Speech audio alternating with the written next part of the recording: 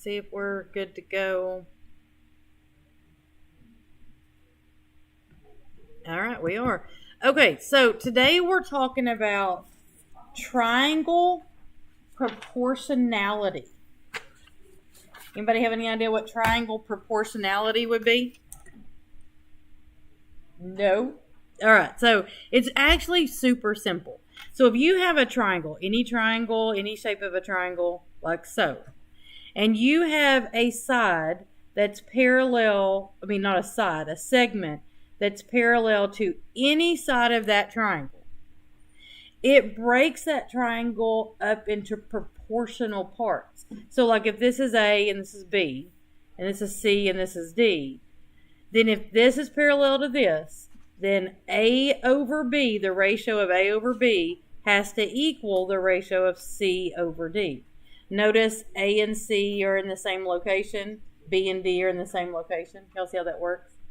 And we could flip it. Like we could do the B on top and the A on bottom, and the D on top and the C on bottom, as long as these match up to each other, where they're located on the triangle. Okay? That is triangle proportionality. That's the whole deal. All right? Now, there is a little bit more to it. So like if we have this triangle, any triangle in the world, and that segment is a mid segment. So mid segments, remember, are when it breaks up these sides into congruent pieces, right? So this is a mid segment.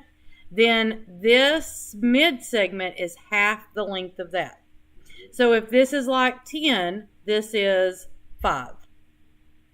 What? Huh? It's the video slow? Oh, I don't know how to fix that. So we're just going to...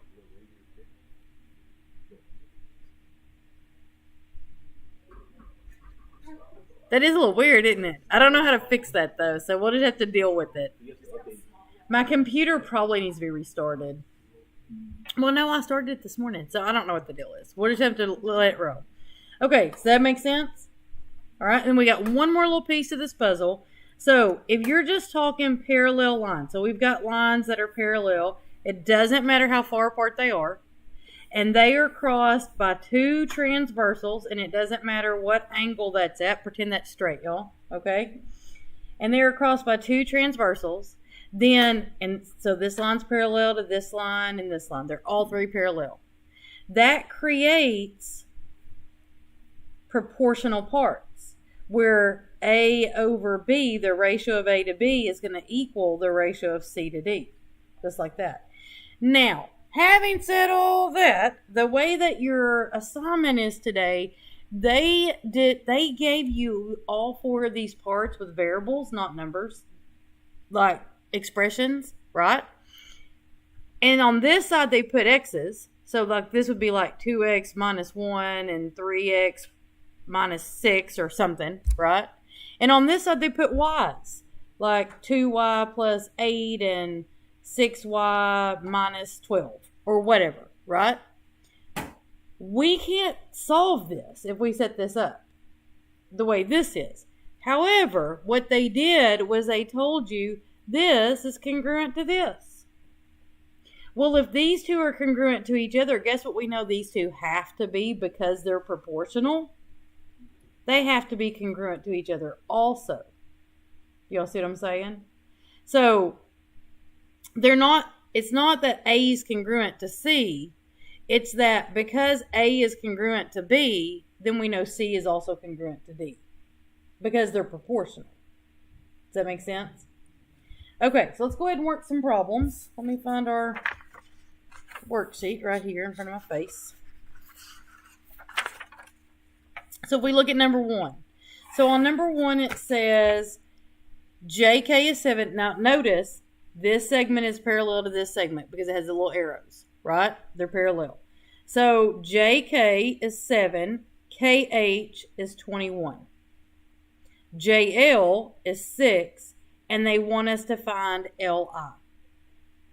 So all we have to do, because we know that these are parallel, is set up a ratio of these sides. And it doesn't matter which one's on top and which one's on bottom. I'm going to do it like this. And then set up a ratio of these sides, making sure that the matching or corresponding side is on top. So if we put 7 on top on the left, what's going on top on the right? 6, right. And then what goes on the bottom? X. Now, we can just cross multiply right here. We could just do like, what do we do to 7 to get 21? We could do that. We could simplify 7 over 21, then cross multiply. It doesn't matter to me, whatever floats your boat. I do want to do cross multiplying as a group because that's what we're going to need to know how to do in the next few days, okay? So since we're going to cross multiply, let's simplify 7 and 21. What goes into both? 7. How many times does 7 go into 7? How many times does 7 go into 21? 3. So we're going to multiply 1 times x. That gives us 1x or just x, right? And then 3 times 6, so that's 18. And we have our answer right there. We don't have to do anything else because the x is by itself, right? Okay, so let's look at this one. We've got RU is 8. We've got US is 14. TV is x minus 1. And VS is 17.5. Now, I want you to pay attention. They're asking us for 2 different answers this time. We're going to have 2 answers, not just one. So pay attention to that on your worksheet, whether you have 1 or 2 answers, okay? So we're going to set up a ratio because these are parallel. That tells us that these sides and these sides have the same ratio. So we're going to set up a ratio of this. 8 over 14 or 14 over 8, either way. But if we do 8 on top on the left, what goes on top on the right? What has to go up here? It's got to match up with the 8. X minus 1. And so what goes on the bottom? Exactly, 17.5. Now, let's go ahead and simplify 8 and 14. So what goes into 8 that also goes into 14? 2. How many times does 2 go into 8? Excuse me. 4. How many times does 2 go into 14? 7. So now we're going to cross multiply. So we're doing 4 times 17.5. Anybody know what that is on top of your head? I want to say it's 70. Okay. You would think I would remember. Y'all are the third time I've done this today, but I did not remember. And then 7 times all of this. So that's 7 times x and 7 times negative 1. So 7 times x is 7x. 7 times negative 1 is negative 7. Now what? Add 7. So we have 77 equals 7x. Divide by 7. So what's x going to be? Are we done? No. What do we still have to find? TV. So how do we find TV? That would be 11. 11 minus 1 is 10. So TV equals 10. Now, when you're doing your worksheet and you have 2 answers like this, unless I tell you otherwise, you just type one answer in one box, one answer in the other box, and I have it set up to where it knows to grade them based on what you put in there, okay? You don't need to put TV equals and X equals. If you type that, it will count them wrong because I didn't type it that way, all right? You just put the numerical answers in there. So, and here's why I don't type it that way. Because some of you might put TV space 11 space 10. Some of you might put TV equals 10, no spaces. Some of you might put a space before the 10 or a space before the TV. Do y'all see all the different options there are? And it will count it wrong if it's not exactly right. So I keep it simple and just have you type in the number. Okay? So that's why we don't put X equals and Y equals. We had a big issue with that last week, where all of a sudden everybody decided they was going to put X equals and Y equals and all their answers were counted wrong. All right? Okay, number 3. So 3, 4, and 5 all use the same diagram, but they're all different problems. They are not related to each other. Okay? So since they're not related to each other, I'm going to use a pencil so I can erase and use the same diagram. I don't have to redraw it, all right? So the first one's pretty simple. They said AD is 15, DB is 12, AE is 10, EC is 8. And the question is, determine whether BC is parallel to DE. So BC and DE are these, right? We want to know, are they parallel? That's the question. Well, to determine if they're parallel, all we have to do is see if they create proportional sides. So we're going to set up this side as a ratio. We're going to set up this side as a ratio, and then we'll decide, are those two ratios the same thing? So if we set up this side as a ratio, it doesn't matter which one we put on top. Which one do y'all want to put on top? 12 or 15? 15. So if we do 15 on top, we put 12 on bottom. So on the other side, what has to go on top? The bigger number. So we can put 10 on top, right? The side that matches up. And then 8 on bottom. So now let's simplify these. What goes into 15 and into 12? 3. How many times into 15? How many times into 12? What goes into 10 and into 8? 2. How many times into 10 and 8? So they are the same. So our answer for this problem would just be yes. Now, it does say justify your answer. So our justification would just be 15 over 12 equals 10 over 8. But on your worksheet, you're not going to have to justify, because it's so hard to type math on the student side of this that I'm not asking you to do that. Anytime if you can't put it in a sentence, it's too hard for you to have to do. Too hard to have to type it in. Okay? All right, so let's look at number 4. And I'm going to erase all this crap because it doesn't apply to the next problem. So, on number 4, we've got BD is 9. And then BA. Notice they said BA, not AD. BA is what? 27. Okay. And then CE, we're going to come back to this CE in just a minute. Y'all, if you want to know what AD is, with these numbers, what would you do? If you want to know AD. Just 27 minus 9, right? 27 minus 9, what's that give you? 18. Okay.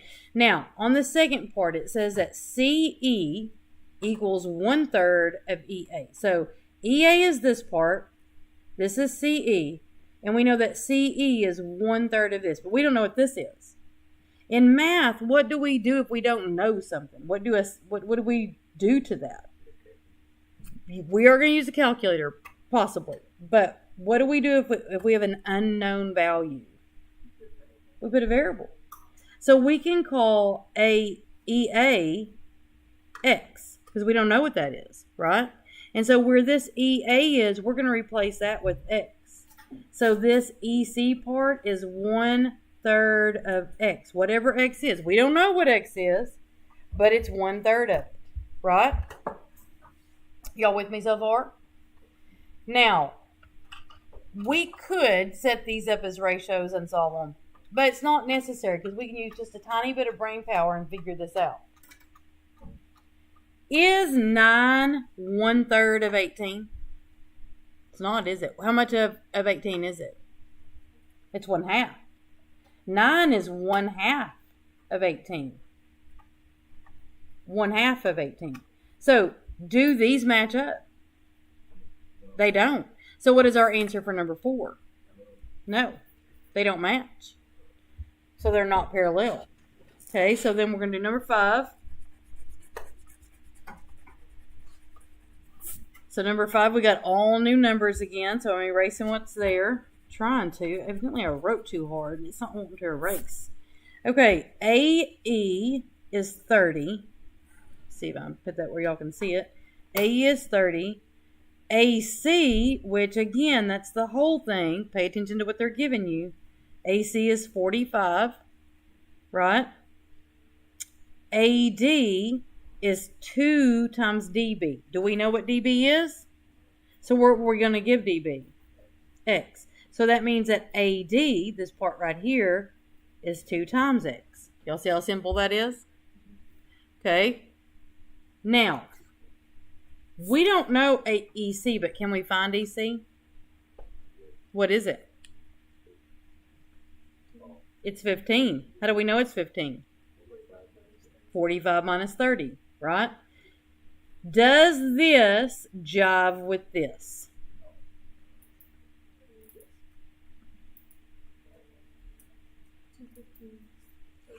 If we do 2 times 15, do we get 30? Yeah, then it jives.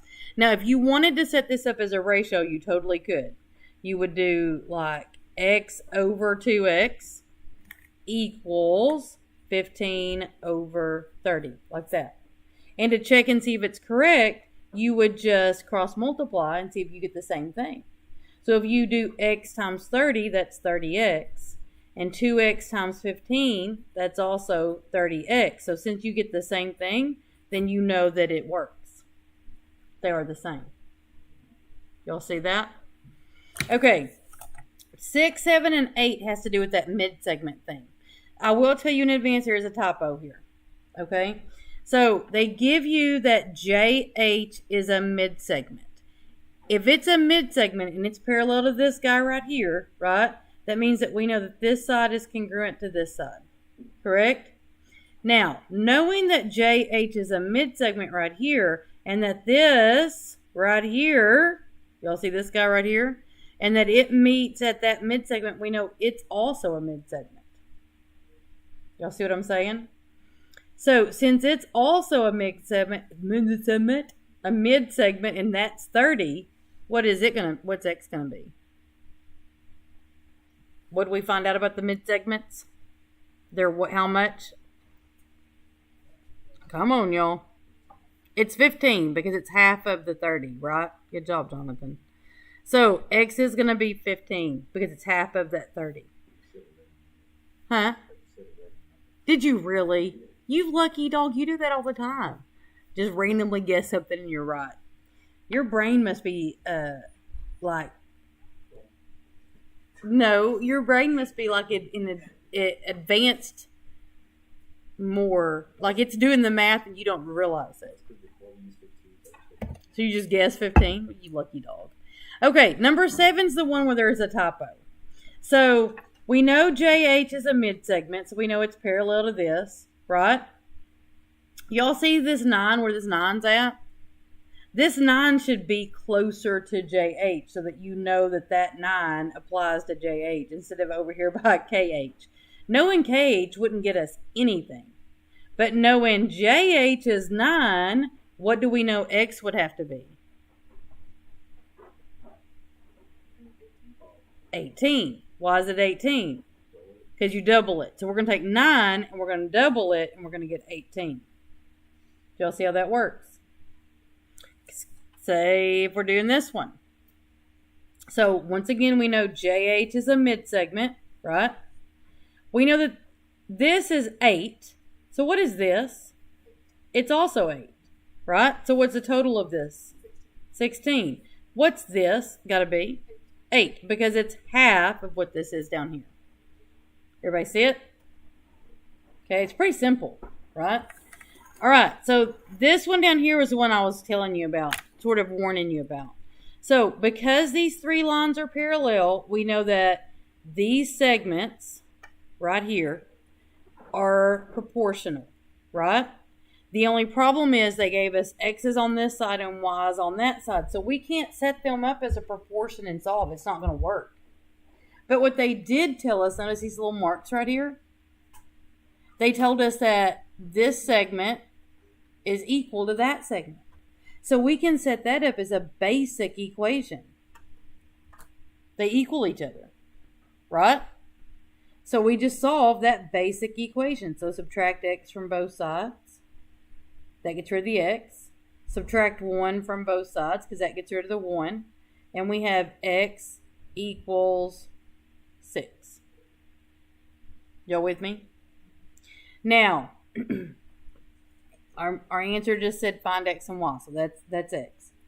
Because we know these are congruent to each other, that means that these over here must also be congruent to each other because they have to have the same ratio.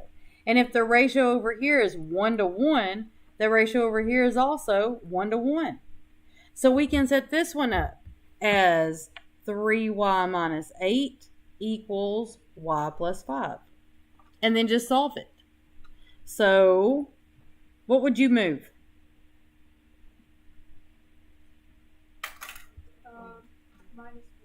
Minus y. And then plus 8. And plus 8 at the same time. Moving the y's on one side, the 8's on the other. So we've got 2y equals 13. Divide by 2. And what's y? 6.5. That's our answer. So those are our two answers right there.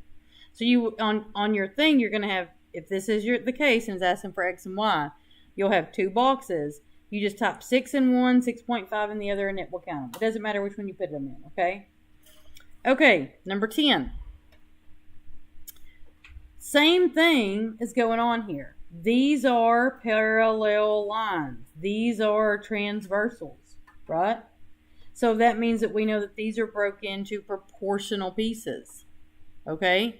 Which means that if this is A and this is B, this is C and this is D, then A over B equals D over C. I wrote those different than I have the entire time.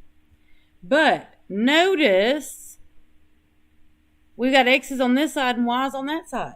So we can't set it as a proportion. But also notice they told us, what about these two sides? What do those little marks indicate? They're congruent. So we can set up 2y minus 1 equals 3y minus 5. And we can solve for that. So subtract 2y from both sides. That's going to get rid of my y's. Add 5 to both sides because it's subtracted, so we're adding to undo it, right? And that gives me 4 equals y. And since we know these two are congruent to each other, what do we know with the other two on the other side? They're also congruent to each other because they're proportional. So that means that x plus 3 has to equal 3 over 2x plus 2. Like so.